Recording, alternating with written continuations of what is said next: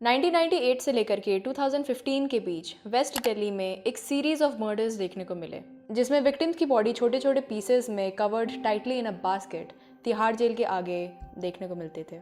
ये baskets usually Tihar jail के gate number 3 के बाहर मिलते थे और इन बॉडीज़ की कंडीशन इतनी ज़्यादा शॉकिंग हुआ करती थी that you won't even imagine. इससे भी ज़्यादा शॉकिंग ये था कि जो इन मर्डर्स के पीछे जो किलर था उसकी दुश्मनी पुलिस से थी, तो और वो इन बॉडीज़ के साथ साथ खुली धमकियाँ भेजा करता था पुलिस को in form of letters attached with the bodies.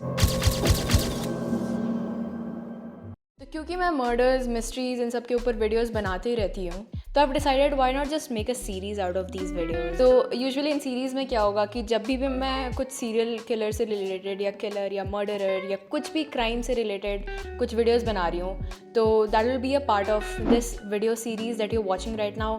और मैं इस सीरीज़ का एक प्लेलिस्ट बना दूंगी ताकि आपको आसानी हो इसे ढूंढने में। और विद दैट सेड, आज के इस एपिसोड में we will be covering the case of the catch me if you can psycho killer of India, Chandrakant Jha.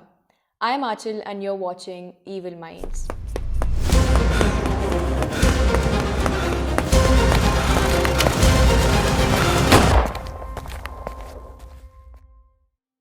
तो इन बॉडीज़ का जो टॉर्सो का हिस्सा हुआ करता था वो तिहाड़ जेल के बाहर मिलता था, और बाकी के जो हिस्से थे इंक्लूडिंग द जेनिटल्स वो found near Yamuna river and 30 Hazari court.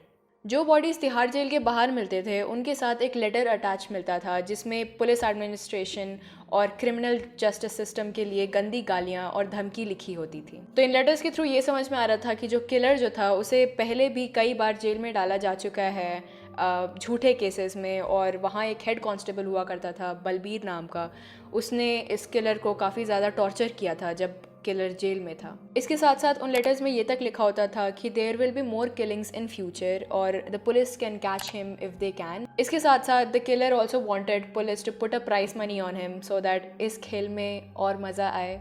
The actual words of the killer. अब कुछ सालों बाद काफ़ी इन्वेस्टिगेशन के बाद चंद्रकांत झा AKA CC पकड़ा गया।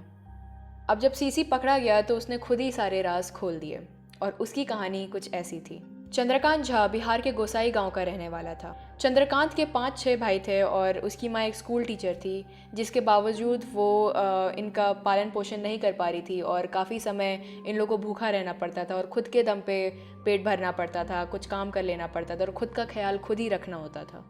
इन सब से तंग आकर चंद्रकांत काम की तलाश में बिहार से दिल्ली आ गया। दिल्ली में वो आज़ादपुर मंडी में सब्जी बेचकर अपना घर चलाया करता था। आज़ादपुर मंडी में चंद्रकांत के गांव के भी काफ़ी लोग मिले उसे। मंडी में जो पुलिस वाले और जो ओनर होते थे वो अक्सर चंद्रकांत जैसे लोगों से पैसे मांगा करते थे और पैसे ना देने पर उनसे मारपीट किया करते थे। इसी गुस्से में आकर एक दिन चंद्रकांत ने उस मंडी के ओनर का मर्डर कर दिया। जिन लोगों को चंद्रकांत मारा करता था उनसे वो पहले दोस्ती किया करता था, उन्हें घर पर बुलाता था, उनके साथ रहता था, फिर उन्हें बंदी बनाकर उनकी तस्वीरें खींचता था, फिर उनका मर्डर करके उनके बॉडीज़ को छोटे छोटे टुकड़ों में काट कर उन्हें फ्रूट बास्केट्स में डालकर शहर के अलग अलग हिस्सों में फेंक दिया करता था। जब चंद्रकांत दिल्ली में था तो उसकी एक बार लड़ाई किसी गैंगस्टर से भी हुई थी। गुस्से में आकर the gangster stabbed and ripped open his chest and stomach. Chandrakant ने आगे बताया कि उस कंडीशन में जब उसने अपने इंटेस्टाइन बाहर देखे अपने शरीर के, उसको उसने कलेक्ट किया और फिर उसी हालत में वो खुद हॉस्पिटल गया और उसने अपना इलाज कराया। इस इंसिडेंट से रिकवर होने के बाद चंद्रकांत ने कराटे सीखा। इस इंसिडेंट में 3 लोग इन्वॉल्व थे और कराटे सीखने के बाद, रिकवर होने के बाद चंद्रकांत ने उन तीनों को खोज कर मार डाला। चंद्रकांत ने 1998 से लेकर के 2005 के बीच में कई मर्डर्स किए हैं, जिसमें उसने दिल्ली में आकर किलिंग शुरू नहीं की, बल्कि he had a murderous past. चारों कत्ल हो सकता है, हमने 4 से भी ज्यादा किया हो, आपको कैसे मालूम 4 ही हैं? तो बताओ, डिटेल बताओ अपने बारे में कुछ। तो वो मैं कोर्ट को बताऊं, आपको बताऊं? तो जब गोसाई गांव के लोगों से पूछा गया तब पता चला कि चंद्रकांत ने अपने गांव के भी कई लोगों को मार डाला था छोटे छोटे रीजंस की वजह से। उसका जो ये पैटर्न था कि पहले दोस्ती करना, फिर घर पे इनवाइट करना, उन्हें बंदी बनाकर फोटोज क्लिक करना before killing them and then actually killing them, ये पैटर्न उसका पहले से ही था। पर शॉकिंग ये है कि गोसाई में जितने मर्डर्स किए हैं चंद्रकांत ने, वो सारे अनरजिस्टर्ड हैं। चंद्रकांत के पास एक कैमरा हुआ करता था जिससे वो विक्टिम्स के फ़ोटोज़ खींचता था बिफोर किलिंग देम। ये काफ़ी ज़्यादा क्रीपी था। चंद्रकांत ने अपनी पूरी ज़िंदगी में 40 से ज़्यादा मर्डर्स किए, जिसमें आधे से ज़्यादा बॉडीज़ तो अनआइडेंटिफाइड रह गए और उसे सिर्फ 3 केसेस में गिल्टी ठहराया गया और उसे इसके कारण उम्र कैद की सज़ा सुनाई गई। दिल्ली में इस पर 8 हत्याओं का आरोप लगा, जिनमें से 3 में इसे अब तक दोषी पाया गया है। सोमवार को एक केस में उसे उम्र कैद की सजा हुई और मंगलवार को दूसरे केस में फांसी की। इसके साथ चंद्रकांत का केस तो खत्म हो गया, पर उन बाकी विक्टिम्स का क्या, जिनकी बॉडीज मिली ही नहीं? They never got justice, nor did their family. वो मेरे को भी मारने की कोशिश करा रहा, लेकिन मैं तो ऊपर से कूद गया 2 मंजिल मकान से। तो उस टाइम में वो फोटो मेरा लेने लगा, तो मैं क्या किया उस टाइम ऐसे मुड़ी घुमा दिए। Isn't it scary? ऐसे लोग को आइडेंटिफाई करना इज़ वेरी टफ।